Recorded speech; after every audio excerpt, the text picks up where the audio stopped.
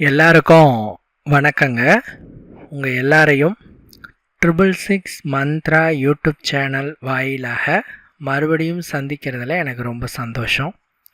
தொடர்ந்து நம்மளுடைய சேனல் வாயிலாக ஆன்மீகம் சார்ந்த நிறைய பதிவுகளை பதிவேற்றம் செய்து கொண்டிருக்கிறோம். அதை தொடர்ந்து இன்னைக்கு இந்த வீடியோ பதிவில் நாம் பார்க்கக்கூடிய தகவல் என்ன அப்படின்னு கேட்டால், ஆரோக்கியம் சம்மந்தப்பட்டது. இத்தனை வீடியோக்கள் பார்த்திங்கன்னா ஆன்மீகம் தொடர்பாக நாம் சொல்லிகிட்டு இருந்தோம். பட் ஆரோக்கியம் சம்மந்தப்பட்ட கான்செப்ட் நாம் எடுக்கும் பொழுது நாம் டாக்டர் கிடைக்காது. ஆரோக்கிய சம்மந்தப்பட்ட விஷயங்களை நாம் சொல்கிறதுக்கு தகுதி நம்மளுக்கு இல்லை. பட் ஆனால் என்னுடைய வாழ்க்கையில் நான் பயன்படுத்தி பயனடைந்த ஒரு விஷயத்தை உங்களோட பகிர்ந்துக்கிறேன். எனக்கு மட்டும் இல்லை, பெரும்பான்மையான மக்களுக்கு இந்த ஒரு விஷயம் சக்ஸஸ் ஆகி அவர்கள் இன்றளவும் அதை பயன்படுத்திக்கிட்டு இருக்கிறாங்க. ரெண்டாவது பார்த்திங்கன்னா, ரொம்ப பெரிய பிரச்சனை இது மிகப்பெரிய பிரச்சனை. ஸோ இதுக்கான தீர்வை என்னுடைய குரு எனக்கு சொல்லிக் கொடுத்தாரு. அவர்கிட்ட நான் கற்றுக்கிட்டு நான் அதை ரகசியமாக வச்சுக்க விரும்பலை. நிறைய பேருக்கு சொல்லிக் கொடுத்தேன், நம்ம சேனல் மூலமாகவும் சொல்லிக் கொடுத்தேன். ஸோ இப்போ நான் உங்களுக்கு அதை சொல்லித்தர போகிறேன். அதே மாதிரி எந்த பக்க விளைவும் இல்லாதது, சரிங்களா? செய்த உடனே பலன் தரக்கூடியது. என்ன சார், ரொம்பவே இதற்காக நீங்கள் ஒரு ஒரு ஒரு மெனக்கட்டு பேசுகிறீங்க, என்னத்தை பற்றி சொல்கிறீங்க அப்படின்னு கேட்டால், உடனே தூங்குவதற்கு என்ன செய்ய வேண்டும், உடனே தூங்குவதற்கு இருக்கக்கூடிய முத்துரை, இதை பற்றி தான் நான் சொல்ல போகிறேன். அதாவதுங்க, இதை கேட்ட உடனே, சார் தூக்கம் வரத்துக்கெல்லாம் வைத்தியமா சார், தூக்கம் வர்றதுலாம் ஒரு கான்செப்டா சார், அதுக்கு வேறு வீடியோ போடுறீங்களே அப்படின்னு கேட்டால், எத்தனையோ லட்சக்கணக்கான பேர் இந்த தூக்கம்ங்கிற வரம் இல்லாமல் தான் இன்னைக்கு தவிச்சிட்ருக்கிறாங்க. தூக்கம் என்பது வரம்.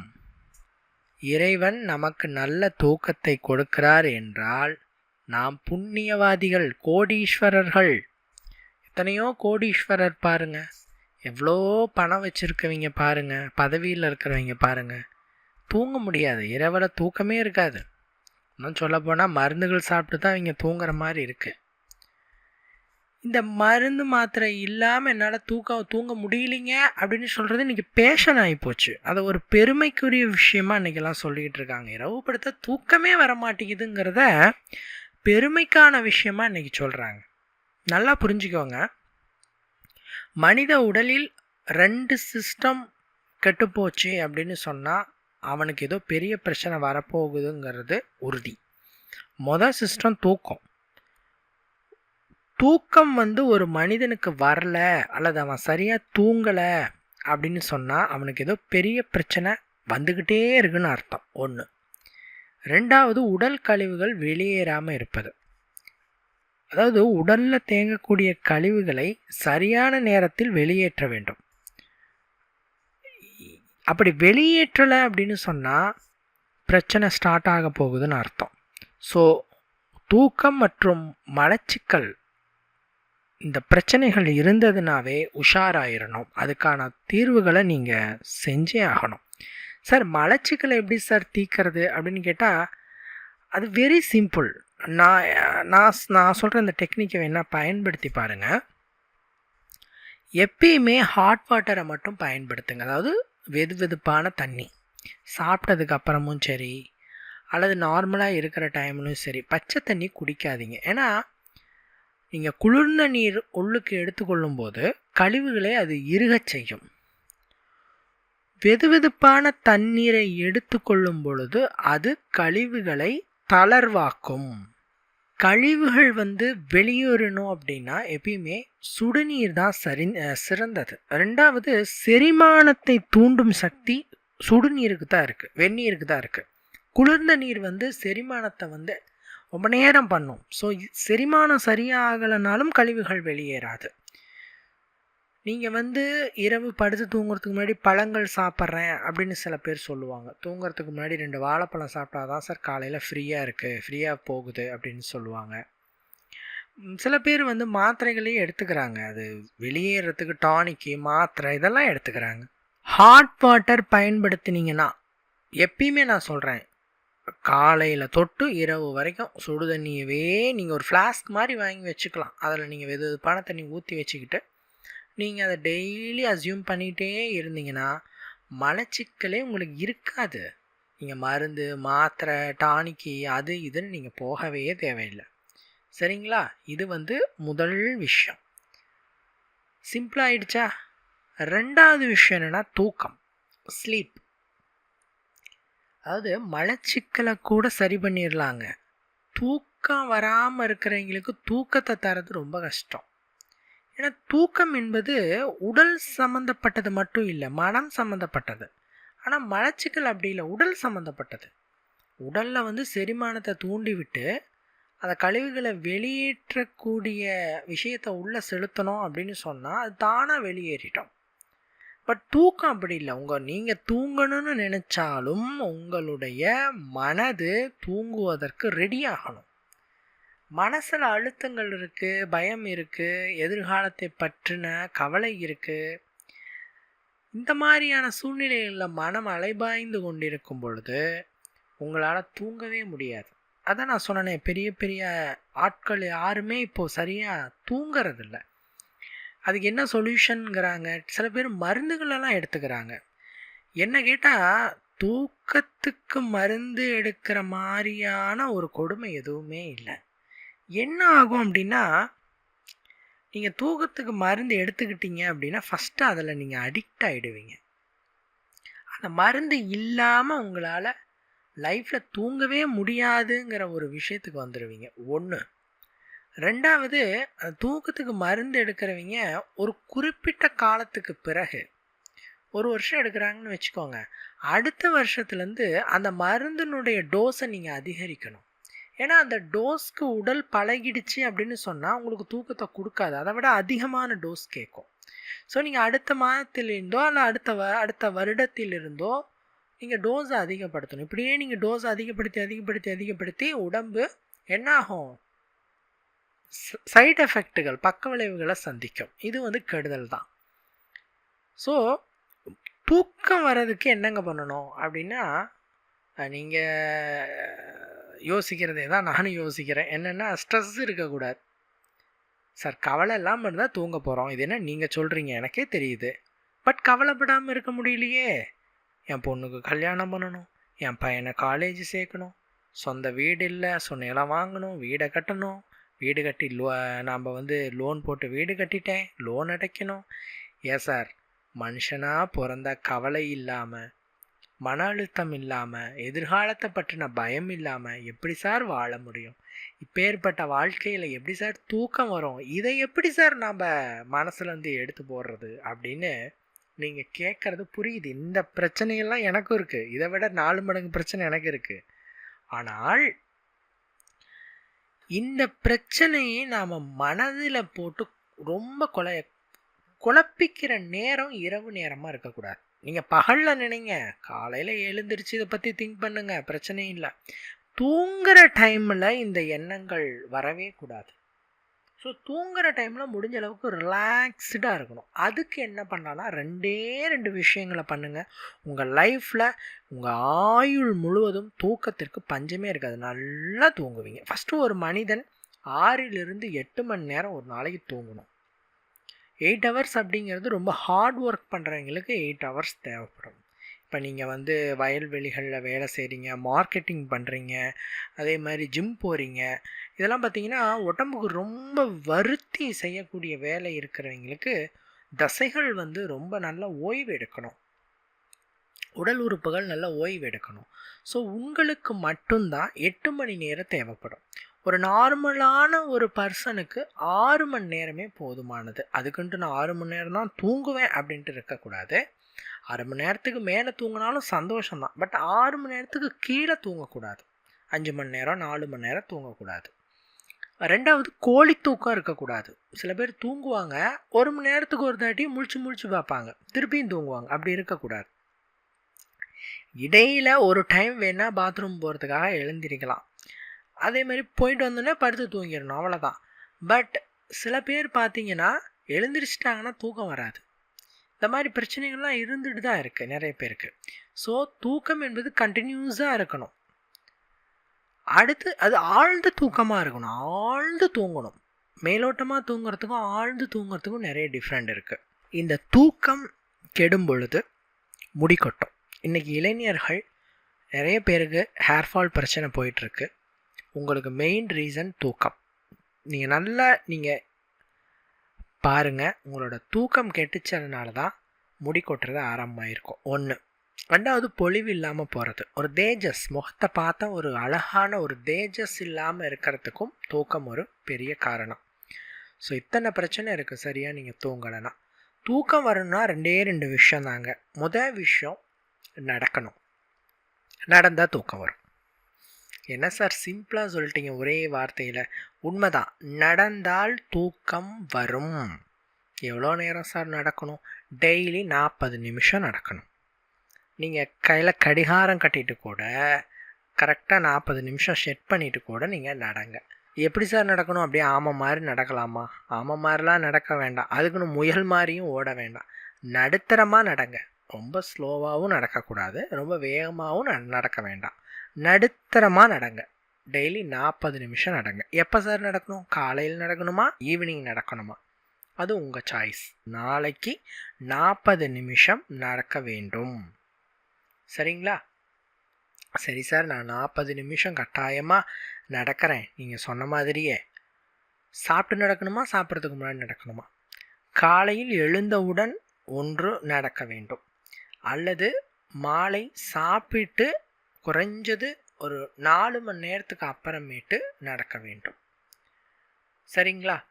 சாப்பிட்ட உடனே நடக்கக்கூடாது. சில பேர் சாப்பிட்ட உடனே ஒரு வாக்கிங் போயிட்டு வரம்பாங்க. அப்போல்லாம் போகக்கூடாது. சாப்பிட்ட உடனே ரிலாக்ஸாக இருக்கணும். அதுக்குன்னு சாப்பிட்ட உடனே நான் பெட்லேயே படுத்துறேன்னு இருக்கக்கூடாது. சாப்பிட்டுட்டு ஒன்றும் உக்காந்துக்கிட்டு இருக்கலாம், இல்லை லைட்டாக கொஞ்சம் தூரம் அப்படியே போயிட்டு வரலாம், காத்தால் போயிட்டு வரலான்னு தவிர ஹெவி வாக்கிங்கோ அப்போல்லாம் இருக்கக்கூடாது.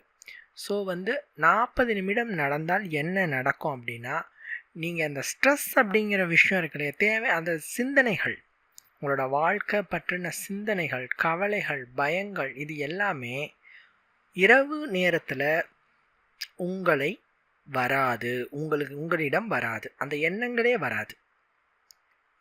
உங்களுடைய உடல் உறுப்புகள் தூங்க வேண்டும் என்ற ஒரு மனநிலைக்கு வந்துடும். ஸோ ஒன்று. ரெண்டாவது என்ன அப்படின்னு கேட்டிங்கன்னா, முத்துரைகள். சில முத்துரைகள் இருக்குதுங்க. இந்த முத்துரையை பயன்படுத்தி உங்களால் உடனடியாக தூங்க முடியும். நான் நம்ம சேனல்லே நிறைய முத்திரைகளை பற்றி பேசியிருக்கேன். சின் முத்திரை, குபேர முத்திரை, வருண முத்திரை, வாயு முத்திரை, இதை பற்றிலாம் நிறைய பேசிகிட்டு இருக்கேன். ஒவ்வொரு முத்திரைகளும் ஒவ்வொரு பலன்களை அளிக்க வல்லது அப்படின்னு நான் சொல்லியிருக்கேன்.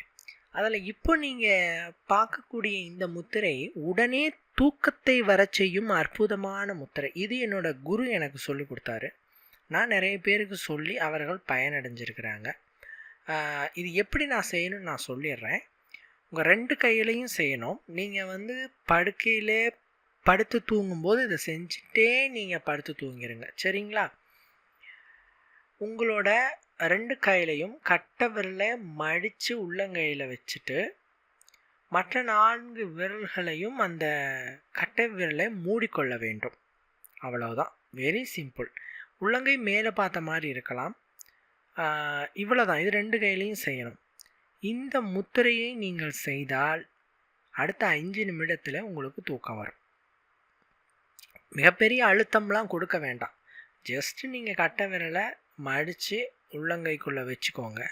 மற்ற 4 விரல்களையும் மடித்து அந்த கட்டை விரலை மூடிக்கோங்க. 2 கையிலையும் செஞ்சுட்டு ஒரு 5 நிமிஷம் ரிலாக்ஸாக இருந்தீங்கன்னாவே உங்களுக்கு தூக்கம் வந்துவிடும். ட்ரை பண்ணி பாருங்கள். சார் இன்றைக்கி நான் 40 நிமிஷம் நடந்தேன் சார் நீங்கள் சொன்ன முத்திரையை நான் செஞ்சேன் சார். இந்த 2ம் செஞ்சிங்கன்னா உடனே தூக்கம் வருங்கிறதுக்கு நான் கேரண்டி. எவ்வளோ நேரம் சார் தூங்குவோம்? குறைஞ்சது 6 மணி நேரம் நல்லா தூங்குவீங்க. சரிங்களா? இது இளைஞர்கள் முதல் பெரியவங்க வரைக்கும் எல்லாரும் செய்யலாம். இரவு படுத்து தூங்கும் பொழுது படுக்கையில் படுத்துக்கொண்டே இதை செய்யுங்கள். 1. 2வது கேட்டகரி என்ன அப்படின்னு பார்த்தா, சில பேர் ரொம்ப நாள் மருந்துகள் சாப்பிட்டுட்டு இருப்பீங்க தூக்கத்துக்காக. அவங்க எடுத்த உடனே எவ்வளோ நடந்தாலும் சரி, இந்த முத்திரையை செஞ்சாலும் சரி, அவங்களுக்கு தூக்கம் கொஞ்சம் கஷ்டமாக இருக்கும். ஸோ உங்களுக்கு இன்னமும் கொஞ்சம் எக்ஸ்ட்ரா ஒரு கேர் தேவைப்படுது. என்ன அப்படின்னா, ஒருவேளை நீங்கள் நீண்ட நாட்களாக மருந்து சாப்பிட்றீங்களா இருந்தால், மருந்து இல்லாமல் எனக்கு தூக்கம் வராதுங்கிற ஆட்களாக இருந்தால், மருத்துவரின் ஆலோசனைக்கு பிறகு மருந்தை ஸ்டாப் பண்ணுங்கள். நான் அதையும் சொல்லிடுறேன். நான் இந்த வீடியோவை பார்த்தேங்க, அதாவது ப்ராப்ளம் இருக்கிறவங்க, ப்ராப்ளத்துக்கு ஸ்லீப்பிங் டேப்லெட்டு மருத்துவ ஆலோசனைப்படி போட்டுட்ருக்கீங்கன்னா தயவுசெய்து அதை நிப்பாட்டிட வேண்டாம். அவரோட ஆலோசனைக்கு பிறகு இதை செஞ்சு பாருங்கள், எப்படி இருக்குன்னு பார்த்துட்டு மருத்துவ ஆலோசனைக்கு பிறகு நிப்பாட்டுறதும் நிப்பாட்டாமல் போகிறதும் உங்களுடைய மருத்துவர் சொல்லுவார். சரிங்களா? நீங்கள் என்ன பண்ணணும் எக்ஸ்ட்ராவா அப்படின்னு கேட்டால், ஃபஸ்ட்டு நடங்க 40 நிமிஷம். 2வது இந்த முத்திரையை செஞ்சுட்டு உங்கள் கண்களை மூடிட்டு 100லிருந்து 1 வரை ரிவேஸில் எண்ணுங்க. 100, 99, 98, 97ன்னு மனசுக்குள்ளேயே ரிவேஸில் எண்ணுங்க. அப்படி எண்ணினால் உடனே தூக்கம் வரும். இது நீண்ட காலம் மருந்து சாப்பிடுபவர்களுக்கும் மற்றும் இந்த 2 மெத்தடையும் நான் பயன்படுத்தியும் எனக்கு தூக்கம் கொஞ்சம் வர்றது கொஞ்சம் பிரச்சனையாக இருக்குது, வரல, ரொம்ப கஷ்டமாக இருக்குங்கிறவங்க அடிஷ்னலாக இந்த மெத்தடை யூஸ் பண்ணிங்கன்னா உடனே தூங்கிடுவீங்க. இந்த 3 மெத்தடையும் யூஸ் பண்ணினா தூங்காத மனுஷனும் கும்பகர்ண நாட்டம் விடிய விடிய விடிய விடிய தூங்குவீங்க. சரி, இப்போ இதில் என்ன அப்படி ஒளிஞ்சிட்ருக்கு, இதை செய்கிறதுனால எனக்கு எப்படி தூக்கம் வருது அப்படின்னு கேட்டால், இப்போ நீங்கள் இந்த முத்திரை பார்த்தீங்க இல்லையா, இந்த முத்திரைகள் பார்த்தீங்கன்னா யார் செய்கிற முத்திரை, நீங்கள் இந்த முத்திரையை இதுக்கு முன்னாடி நீங்கள் பார்த்துருக்கீங்களா? கண்டிப்பாக பார்த்துருப்பீங்க. யார் தெரியுமா செய்வா? பிறந்த குழந்தை இந்த முத்திரையை போடும். அந்த பிறந்த குழந்தையோட கையை பாருங்கள், இதே மாதிரி தான் கையை வச்சுக்கும். ஒரு குறிப்பிட்ட ஏஜ் வரைக்கும் இந்த மாதிரியே தான் கையை வச்சுக்கும் தூங்கும்போது. நீங்கள் பாருங்கள் நல்லாவே. பிகாஸ் அந்த குழந்தைக்கு தெரியும் இப்படி வச்சுட்டா நம்மளால் நீண்ட நேரம் தூங்க முடியும் அப்படின்ட்டு. இப்படி வச்சா ஆட்டோமேட்டிக்காக உங்களுடைய மனநிலை நீண்ட நேரம் தூங்க வேண்டும் என்ற ஒரு எண்ணத்துக்கு போயிடும். ஸோ உங்களுக்கு தூக்கம் மட்டுமே பிரதானமாக இருக்கும். இரவில் நல்ல எந்த விதமான திங்கிங்கும் இல்லாமல், ஸ்ட்ரெஸ்ஸும் இல்லாமல் அழகாக நீங்கள் இரவில் தூங்கிடுவீங்க. ஸோ இது குழந்தைகளுக்காக இறைவனே பாருங்கள், அந்த குழந்தைகளை தூங்க வைக்க என்ன பண்ணணும்னு சொல்லி கொடுத்து தான் ஜனிக்கவே வைக்கிறான். நாம் அதை கண்டுபிடிச்சி நம்மளுடைய வாழ்க்கையில் நாம் அப்ளை பண்ணுறோம். 1. 2வது பார்த்திங்கன்னா, அந்த ரிவேஸில் என்ன சொன்னோம் இல்லையா, எண்களை 100லேருந்து 1 வரைக்கும் எண்ணுங்க ரிவேஸில் அப்படின்ட்டு. ஏன் நான் நேரம் எண்ணக்கூடாதா? 1, 2, 3, 4ன்னு எண்ணக்கூடாதா அப்படின்னா, நம்ம மூளை அந்த 1, 2, 3, 4 அப்படிங்கிற ஆர்டருக்கு பழகிடுச்சு. நீங்கள் தூக்கத்தில் எந்திரிச்சு 50க்கு அப்புறம் சொல்லுங்கள் அப்படின்னா 51, 52, 53 சொல்லிட்டு போயிடுவீங்க.